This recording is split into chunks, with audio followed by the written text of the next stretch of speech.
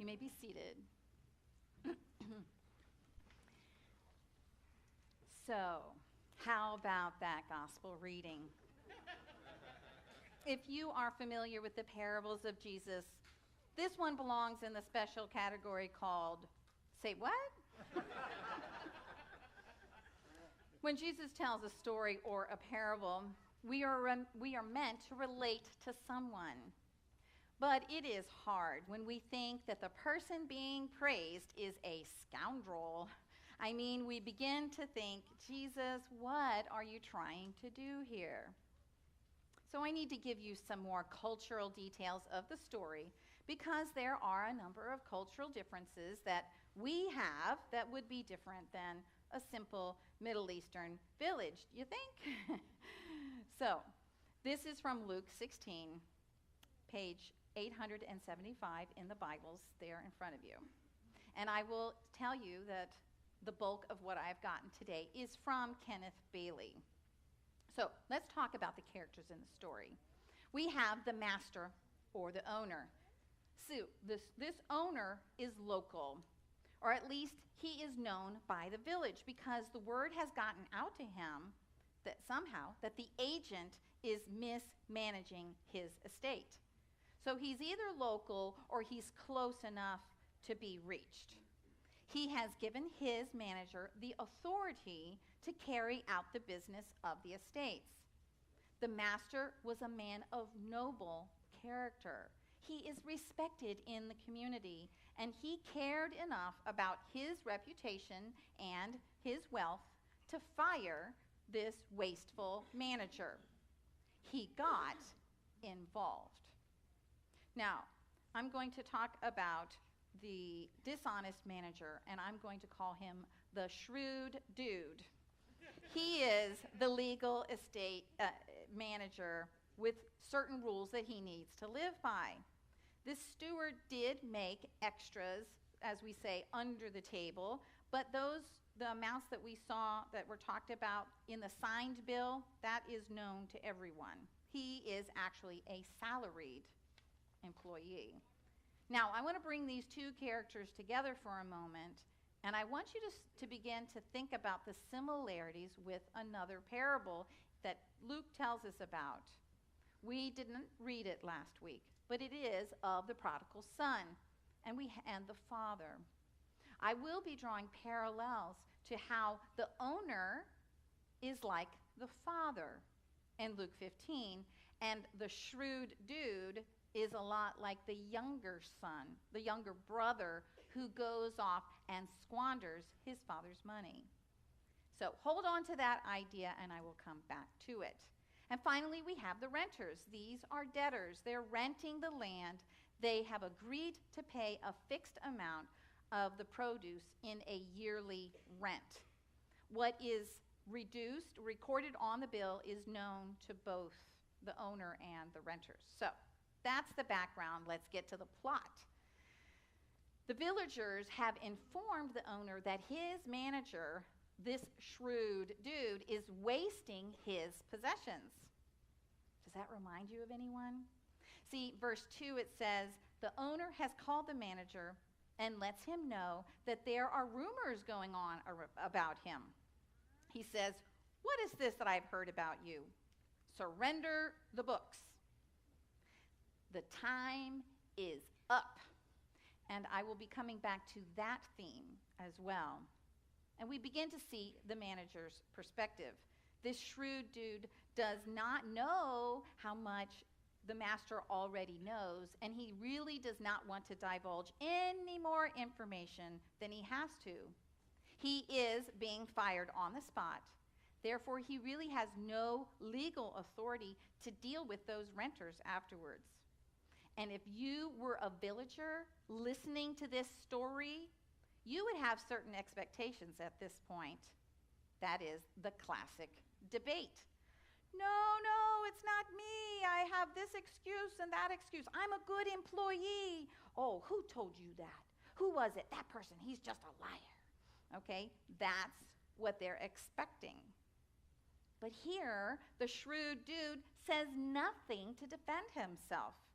He walks out, having offered no defense because he knows he is guilty. He thinks to himself, the master also knows that I'm guilty. The master expects obedience, and I deserve the judgment coming to me. And this shrewd dude knows that he cannot get his job back by offering a series of excuses. So he devises a plan that illustrates his shrewdness. Here's a point of reflection. What did the shrewd dude discover about the character of the master? The master could have jailed him, he could have beaten him, and the listeners know that too. He knows that the master is merciful and generous. So here's the plot. The dude thinks about his predicament, and then he decides he's going to risk everything on the quality of mercy he has already experienced from the master. If he fails, he goes to jail. But if he succeeds, he will be the hero in the community. So his plan? Reduce the debt owed by the renters. See, no one else actually knows that he has been fired. Otherwise, they could not cooperate. So, assuming that he is still in authority and that the steward has gotten prior approval from the owner, he approaches the renters with good news. The amount of their debt has been lightened. Now, this sudden reduction would have come right out of the blue, as if the shrewd dude himself had talked the old man into this reduction. It's like their Christmas bonus, and it's from the owner, but the steward is the one who made it happen. You see how he's gaining friends for himself, and he's boosting the esteem and appreciation that for the owner of the village people too. And wow, when you think of it from the side of the renters, instead of the usual arguing and pleading and hand-wringing out of the blue, their debt to the owner is reduced. So, eventually, these management books are back in the hands of the owner. And once the owner finds out that it looks like he himself has reduced the debt of these folks, he has a decision. See, already in the local village, the great round of celebration for the noble and generous owner is going up. You could imagine, drinks all around. So if he comes in and says, well, actually, that's not the case. I had already fired the guy. You can imagine what happens to people when they go from jubilation to defeat. It could get ugly and fast. So, whereas he might have already had a very lenient payment plan, we don't know, but if he reverses the decision reflected in the new bills, he will appear to be stingy. It is a dilemma. So here, he keeps silent, and he accepts the praises for his generosity. He did not jail the steward in the beginning when he could have, and so that we know that he is indeed merciful and generous. This shrewd dude knew the character of the person he was working for, and he risked everything on this aspect of his master's nature. Because the master was merciful and generous, he chose to pay the full price for the shrewd dude's salvation. And the shrewd dude needed salvation. He was going to be out of a job. He could have been beaten and jailed. But because the master is merciful and generous, he chose to bear the cost of the shrewd dude's salvation. So now I want to remind you of the parable of the prodigal son. The father of the wayward son in the earlier parable waited for his son to come to his senses, that he would return home repentant and ready to be received. He too bore the cost of reconciliation. The father had every right to make his son's life miserable. The master, or the owner, had every right to make this shrewd dude's life miserable, to make him pay. And that is what we are afraid of when we think about God. That is my first point of application. Our fear towards God. We know that the master expects obedience and that he judges those who fail him. And how many of us know that we are failures? No, maybe not failures in your jobs or in some of your relationships, but failures to be perfect people. Do we know that? Do we live with the knowledge, or do we try to push that down, out of the way, and only in our deepest nightmares, the things that we are ashamed of, they come back and they haunt us? See, the master expects obedience and calls us to turn in the account of our management. And we're not talking about our other management job. This is life. So how have we managed our life? All of us have fallen short of the perfection we yearn for and which God expects. All of us. No one is exempt. So my first point, we know this and we live with fear. So now as I move out of this heavy, dark talk about our life mismanagement, we really have two options. When we are called to give an account, we can try to weasel out of it. We can make excuses and reasons for why we failed. Well, there was this thing, it tripped me up, or the temptation was just too much for me. Lord, you know how I am. It's just too hard. Or we could be humble, repentant, ready to say, yes, I have mismanaged my life. I have messed up here, and there are no excuses. Reasons, yes, but no excuses.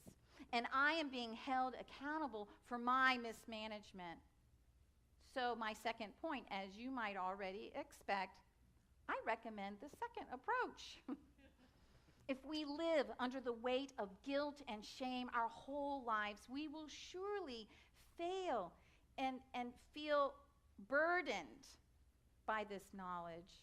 The chances of living a full and abundant life with peace and joy are pretty slim. Frankly, I don't even know if it's possible to eke out life pretending that everything is okay. But the good news here looks like this. As Tim Keller says, we have a God of great expenditure. God's reckless grace is our greatest hope. God still expects obedience, as this estate owner still expected good management. But God is willing to pay the price to make things right. Humans' only option is to entrust everything to the unfailing mercy of this generous master who has the willingness to pay the price. See, this owner in the story has already paid at least 1,000 denarii in that one scenario. But he praised the shrewd dude not because he was dishonest, but for knowing what time it is. The shrewd dude, an obvious sinner, knows that the time has come to cast himself on the grace of God. And for that, he is praised. Meanwhile, the pious Pharisees are listening to the parable, but they don't realize any wrongdoing in themselves. They feel confident in themselves. When they fail to realize this, and when others still fail to realize that the only one capable of bearing the cost of reconciliation to a holy God is Jesus himself. The cost is too much for us to bear. We couldn't survive. Jesus alone bore the cost of our life mismanagement when he hung on the cross. All of our, you know what it was laid on him. And he paid the price. Our return is freedom from guilt, a life set free to love God wholeheartedly. So my final point, you could probably guess this. Won't you be like the shrewd dude who knew that his time was up? The time is up. Won't we humble ourselves, cast ourselves under the shadow of Jesus on the cross, and experience a life here and now that is free from the fear of God, and one that revels in the mercy and the grace of God?